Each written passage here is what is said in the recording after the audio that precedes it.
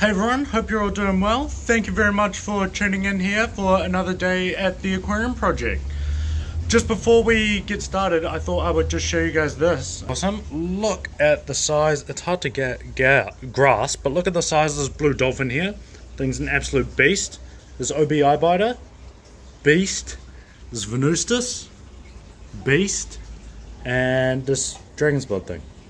These are some large fish, so they're pretty cool, and I just thought I would show you them because, like, I mean, look, it's kind of creepy how big they are, but very cool.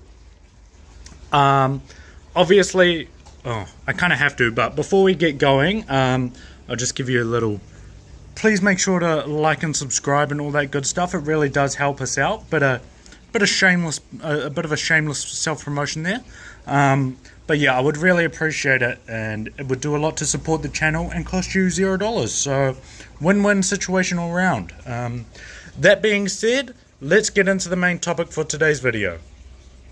So, for today's video, I was wanting to talk about something that we definitely don't talk about enough in the hobby, and I thought it was something that is quite important and something I'm actually quite passionate about, and that is not everybody needs to be a fish breeder. And so, sorry, that's going to sound a little bit weird for you all, I'm sure.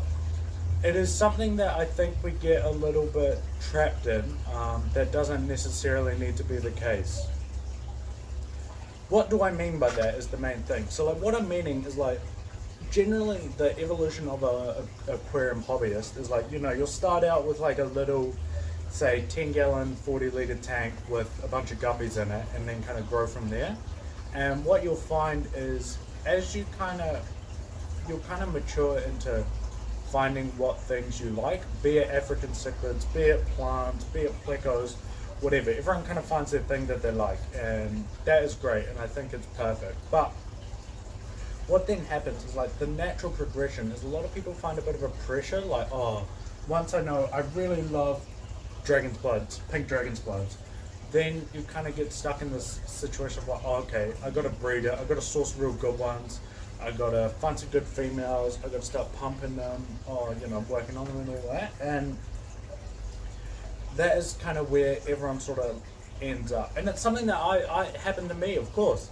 I decided I really love shell dwellers and tangyikans, and kind of gone all into that. And that's great. I love them. I still love them as much today as I did on day one. But the thing is, I'm not, in my heart, I know I'm not really a breeder.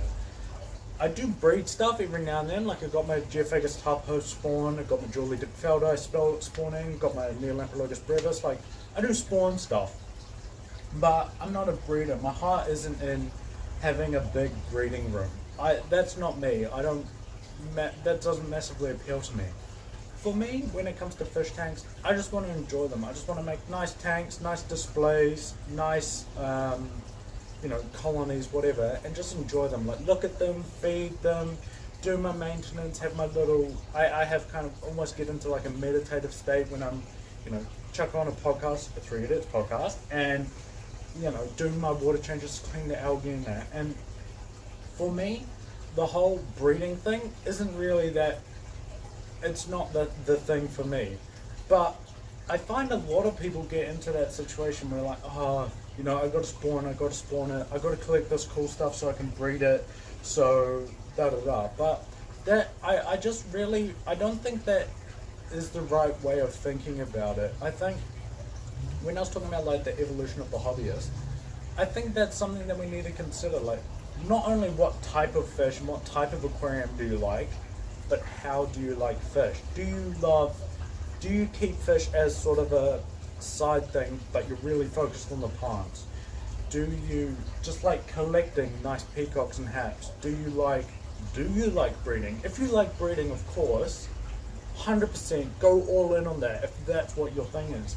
But it doesn't have to be. If you just want to set up a nice tank, you don't want anything to breed, but you just want to look at it and play with it, go to town.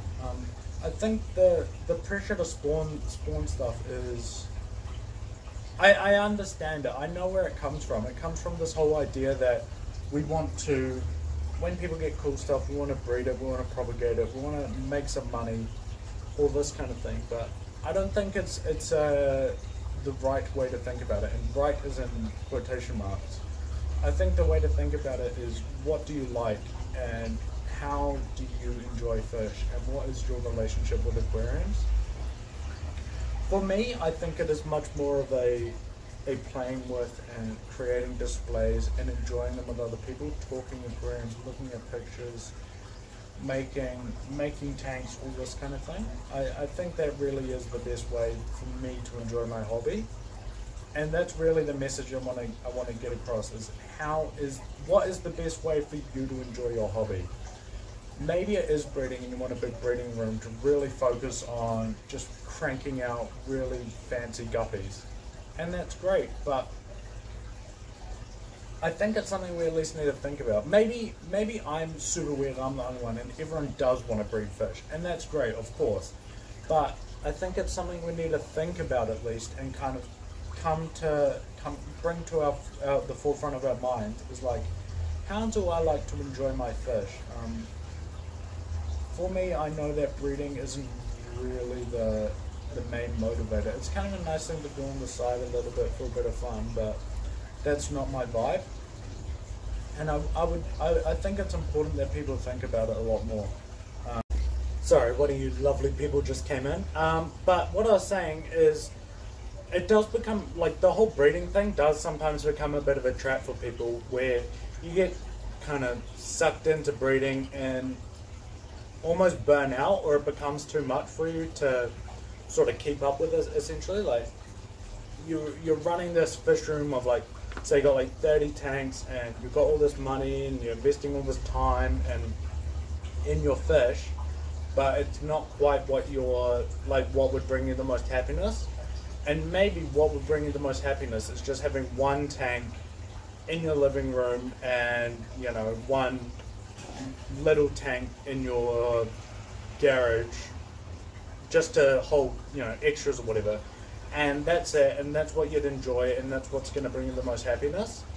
And I think that's obviously, like, if that's what you want to do, then that is what you want to do. But oftentimes people get sucked into the breeding thing, and it becomes a trap where it's like you just burn out and end up like resenting the fish, or like not even wanting to keep any fish in at all, and just like, oh, if I'm not breeding, I may as well just get rid of everything. And obviously that's not the case. Like, you can really just have like a little tank and, you know, be the happiest person in the world and enjoy it and all that good stuff. And I think that's a really important middle ground that we forget a lot of the time. It is kind of that go big or go home thing with fish tanks, but it doesn't need to be. It can be that middle ground of something smaller, or maybe just like focusing on one tank instead of having 20 done fine. You can have one done really well that you get a lot out of. And I think that's really important, and something I'd like for people to maybe even not necessarily do, but just consider. Like, you, and I say breeding, but this can kind of apply to anything. Like, maybe you're getting too into propagating plants, and it's like sucking the joy out of it for you.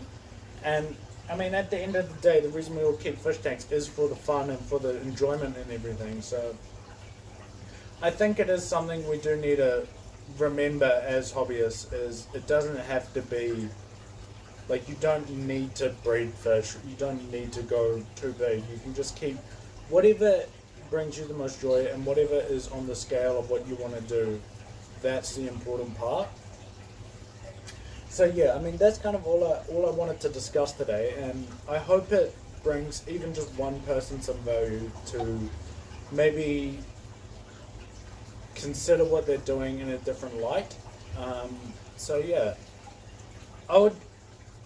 that kind of wraps everything up from me. So I'd just like to again say thank you very much for listening. I really appreciate the support.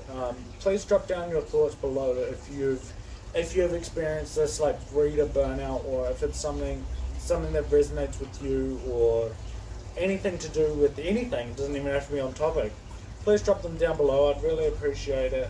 Make sure to like and subscribe and all that good stuff. But yeah, thank you guys very much, and I'll catch you in the next one. And I love you all. See you later. Bye.